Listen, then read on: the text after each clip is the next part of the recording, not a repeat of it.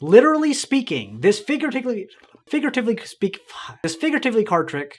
What is it? Literally speaking, this figuratively speaking card trick will make you seem like you have superhuman abilities and your audience won't believe their ears. I feel like that didn't make a whole lot of sense, but it will once you watch this card trick. Alright, yo, so check this out. For those of you who are curious, today I'm going to be using the Dan and Dave Smoke and Mirrors Blue V8 playing cards. Man, that's quite the mouthful. And we have two spectators. We have, let's say, we have Martha and we have Bruce. I'm going to hand them the deck, and they can shuffle up the deck as much as they'd like. As soon as they're done shuffling, they're going to take the deck and leave it right on the table. That's as fair as can possibly be. Now, here's the purpose behind the trick. I want to show you, Bruce and Martha, that I have superhuman hearing. And here's how it's going to work. I want Martha to think of any number between, let's say, 5 and 15. And since Martha's not actually here, I'll put the number on your screen. She thought of any number between 5 and 15. Now I want her to whisper that number to Bruce. Make sure that I don't hear, make sure no one else in the room can hear what that number is. Whisper as quietly as possible. Now that both of them know their numbers, I'm going to take this deck and make a prediction of what card is going to be at that number. Okay. I think I got it. Try not to look at my hand movements here. I'm going to try to keep it as discreet as possible. There we go. There we go. Also, don't judge me on my drawing. There it is. All right. That's what I think Martha's card is going to be. So I'll take it, make sure no one sees it just yet. Fold it up, and I'll put it inside. Of course, this is an empty card box. I'll put it inside this empty card box. I'll leave that box in view the entire time. Now, I want Martha to go ahead, deal off as many cards as the number she was thinking of. Meanwhile, me as a magician, I'm just gonna turn around or close my eyes. Once she's dealt off that many cards, she's gonna look at the last card that she's dealt and memorize it, right? Go ahead and memorize that card. Then she can cut it anywhere she wants, somewhere into the deck. This way I have no clue where the card is. Now, as soon as that's done, I'm going to come back, open up my eyes, and now I'm going to make a prediction on what card is going to be at Bruce's position. Keep in mind, Bruce and Martha have the same numbers. I'm going to try to think here. Okay. Okay, I think I got it. I'm going to write it down again. Try not to focus too much on the movement of my hand. Well, this is terrible, absolutely terrible. That's fine. All right, so I have my second prediction written down. I'm gonna fold it up and put it in this box as well, right? There we go. Make sure no one can get inside that box. Now, Bruce is gonna go ahead, deal off the same number of cards, and then take a look and memorize the card at that position. Right, we got that memorized. And you know what, we can also cut it somewhere into the center of the deck. And yeah, if we want, we can really just lose the card in there. As soon as that's done, I want Martha for the first time to name what card that she had selected. The 3 of Hearts. That was the card at her position. Let's take out there it is. 3 of Hearts, the card at her position. And Bruce, what was the card at your position? The King of Hearts. There's the King of Hearts. And of course, I wrote down 2 predictions before either one of you selected your cards.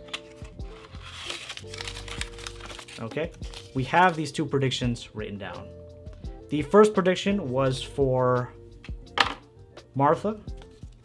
The card that Martha predicted, or the Martha selected, was the 3 of Hearts. And the other prediction for Bruce, of course, he had the King of Hearts. And what I wrote down on this piece of paper was the King of Hearts. Boom. What up, crew? It is Magic Monday, and this is your place to learn magic, master your performance, and captivate audiences. To give you some background on this effect, it's known as Figuratively Speaking by Temple Patton, and it's a very easy card trick to do, but it's a great way to get your audience involved with your magic. Oh, and by the way, I'll be doing a giveaway at some point in this video, so keep your eyes peeled. Now, before we dive right into the tutorial, make sure you smash that like button, hit subscribe, and get ready to share with all your friends. Now grab your favorite deck, and let's do it. Alright my friends, so welcome to the tutorial. To kind of share some additional thoughts with you, I would say this is more of like a beginner level card trick, just because there's not really a whole lot involved in terms of technical skills. It's really just going to be how you're selling this this whole effect. So, a few things. You just need a regular deck of playing cards, and ideally you want like a pencil or pen and paper so you can write your predictions down. Now the way this trick works, you have two spectators, again let's say Martha and Bruce. They can shuffle up the deck as much as they'd like. As soon as they're done shuffling up the cards, you're going to take them back and explain exactly what I did in my performance. You want Martha to think of any number between 5 and 15. You want Bruce to just sit there and look pretty. And as soon as Martha has her number memorized, she's going to whisper that as quietly as possible to Bruce, okay? And you're going to pretend to try to hear as closely as you can just to kind of sell the performance a bit more. As soon as that's done, they both know their number. Let's say, again, we're using the number 9. Let's say the number that they selected is 9. You, of course, have no idea what that number is, but that's where all of this magic kind of comes in and really makes this a lot of fun for you to perform and for them to watch. So, now they both know what the number is. You're going to take the deck and say you're going to make a prediction. But I guess technically you are making a prediction, but you're not actually making a prediction. You're going to go through and memorize 2 cards. You are going to memorize the bottom card, in this case the 7 of hearts. That's going to be your key card. And the second card is going to be the top card, which is the 4 of spades. So the way that I generally do this, I pick up the deck, I go through very quickly because 7 of hearts is in view the entire time. I go through very quickly, spread out the top couple of cards, since again, the number I said is between 5 to 15. Spread out the top couple of cards, pretend to think for a second, and then I memorize, of course, the 4 of spades. I interrupt this tutorial to bring you a giveaway sponsored by Fatin Hater. Thank you so much for heading on over to my website and sponsoring a deck of cards to give away. It's always such a joy to see people like you just giving back to the community. Oh, and by the way, I haven't forgotten about the 100K giveaway. I got some great ideas in the works thanks to your feedback. So now to enter today's giveaway, all you have to do is hit that like button and comment down below what was one of your first experiences with Magic, or what got you introduced with Magic. Like I'm genuinely dying to know. And then 72 hours after this video's release, a winner will be selected and posted about on my community page. Good luck to all of you, and thank you again, Fatin. So now we have 7 of hearts and 4 of spades memorized. You can put the deck back down on the table, take your pen and paper, write down the top card. Again, our top card, 4 of spades, so you're gonna write that down. 4 of... And if you don't have drawing skills, just write 4S. I feel like that would work just as well. I'm just going to write 4S. If you were watching closely in my performance, I feel like you may have seen what I was doing for this effect, but you know, when you're actually doing this, try to cover everything up so they don't exactly see what you're writing down or your hand movements with your pencil. So 4 of spades, you don't show this to anyone. You take it, fold it up, and ideally you want to put it in a location where no one can find it, right?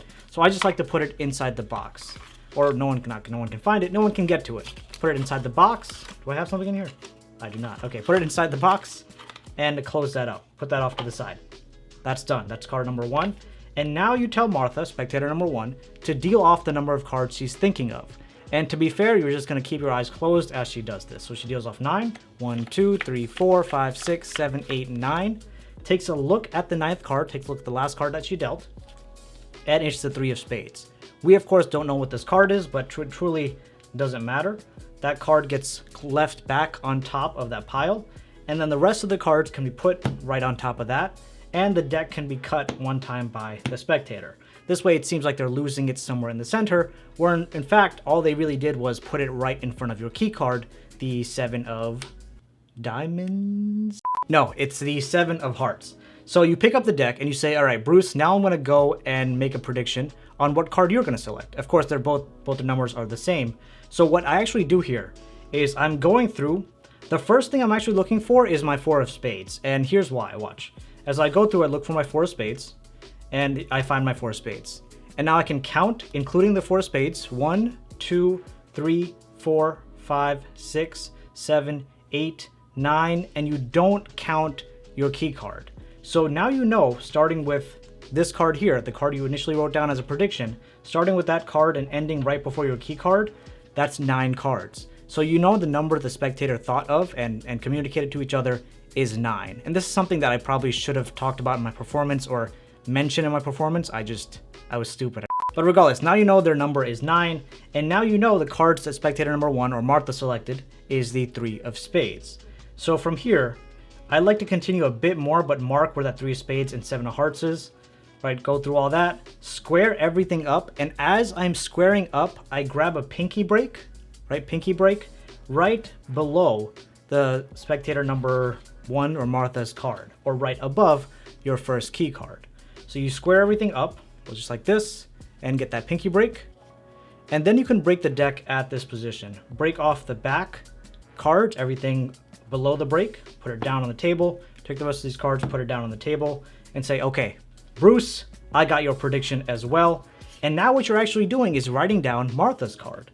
So you write down 3 of spades. I'm just gonna write 3S, and hopefully that's clear enough. Again, make sure they don't see what prediction you're writing down. I break it off, I fold it up, and I put that in the box as well. Which, by the way, you can give the box to either of them to hold. This way it seems like they're in control of what's being written and it's just left in here, right?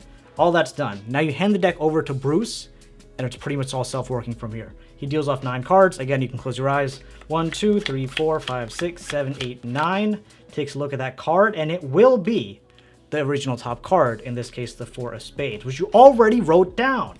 So then, everything gets shuffled up, bada bing, bada boom. And how do you want to reveal? You'll say, I knew the entire time what number you selected, and then you can say what number it actually was, which I forgot to do in my performance. It was 9. And therefore, the predictions that I made, if you want to pull out the spectators' cards, by the way, I feel like that's also a very high impact thing to do, so they can kind of see exactly what it is. I ask them both what their card is. One person says 3 of spades, the other person says 4 of spades in this case. So Bruce, 3 of spades. Martha, no wait, what's the other way around? All right, no, Martha had 3 of spades, Bruce had 4 of spades. And then we take the prediction cards out. Make sure that you don't take, like, they kind of come out together, not one at a time. This way they might get the feeling of, wait, maybe this is the second card that you put in, right? So they both come out. Okay, it's a post-it note, so it's kind of stuck in there. Okay, it took a bit of damage, but now I know. There we go. 1 card. Martha, you selected the 3 of spades. Open that up. 3 of spades. Side-by-side comparison. In shock. Bruce, 4 of spades. 4 of spades. It's absolutely unbelievable. Go kill him. For some more great magic to really involve your audience, check out this card trick over here. You will never regret watching it. It is pure magic. A huge shout out to all my Patreon producers, and thank you, love you, see you soon.